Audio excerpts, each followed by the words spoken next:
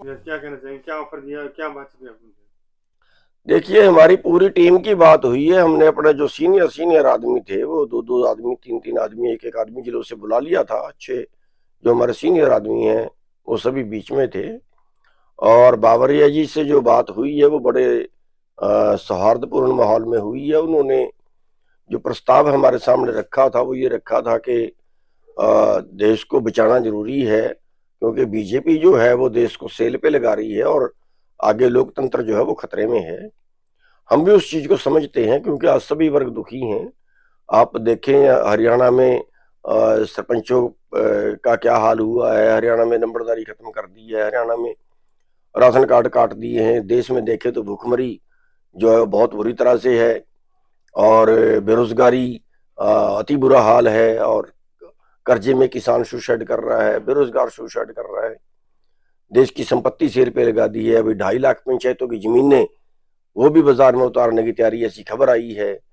तो समझते हैं, लेकिन हमने उनको ये कहा है कि बिल्कुल आपकी हम बात से सहमत हैं, लेकिन दूसरी विचारधारा हमारी इसका साथ ये भी है कि हम जो आंदोलन करते हैं, हम आंदोलनों से कानून रुकवा तो सकते हैं, लेकिन कानून बनवा नहीं सकते।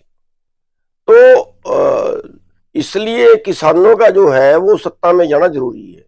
हमने उनको ये कहा है, ये प्रस्ताव उनके आगे रखा है कि अगर किसानों की आपको हेल्प चाहिए, अगर किसानों की आपको वोट चाहिए, तो फिर किसानों को हिस्सेदारी भी चाहिए। आप अगर सत्ता में हिस्सेदारी दोगे तो हम आपका जो है वो समर्थन करेंगे, और वरना तो हम अपना जिस तरह से होगा अपना बाद में विचार करेंगे। तो उन्होंने ये कहा है कि हम आपकी बात जो है वो अपने हेड जो हमारे उनके हैं वहां तक वो पहुंचानेंगे। कानूनी चुनाव लड़ेगी तय है, इस बार कहा जा सकता है देखिए, मैंने आपको बताया है कि हम हमारी जो विचारधारा है वो साफ तौर पे ये है कि सत्ता से जहां से कानून बनते हैं वहां पे किसान प्रतिनिधि होगा, तभी कोई अपनी बात रखेगा ना।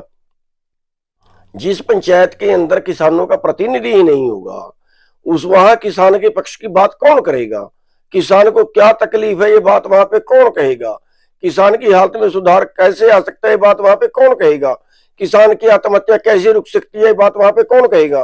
किसान बेरोजगार जो आज 8-8 हजार रुपए 12-12 घंटे काम कर रहे हैं, उनकी तकलीफ को वहां पे कौन रखेगा?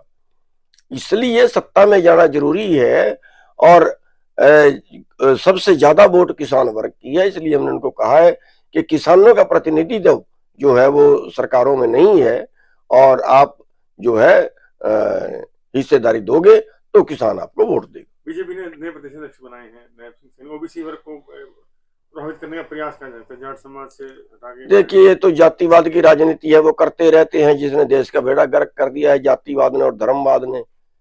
हम ये चाह रहे हैं कि हमारा जो आगे जो मुद्दा बने अगले चुनाव में, वो मुद्दा किसानी हो, वो मुद्दा धर्म का और जातियों का ना हो के वो जो मुद्दा है वो आर्थिक मुद्दा हो, वो किसानी मुद्दा हो।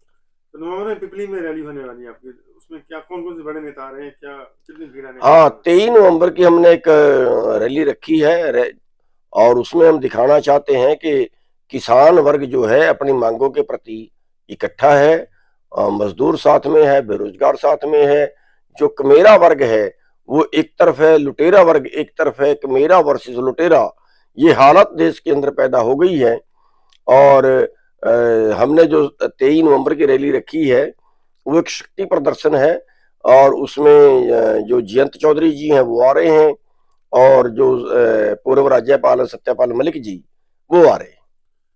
किसान आएंगे और लोग भी, 70 लोग आएंगे, गरीब लोग सभी आ रहे हैं। देखिए, हम तो सभी को कह रहे हैं आए, लेकिन बाकी जो है वो, क्योंकि हम किसानों के लिए बहुत लंबे टाइम से काम कर रहे हैं, किसानों से ज्यादा संपर्क है दूसरों से थोड़ा कम संपर्क है, लेकिन आएंगे सभी, और बात हम सभी की रखेंगे।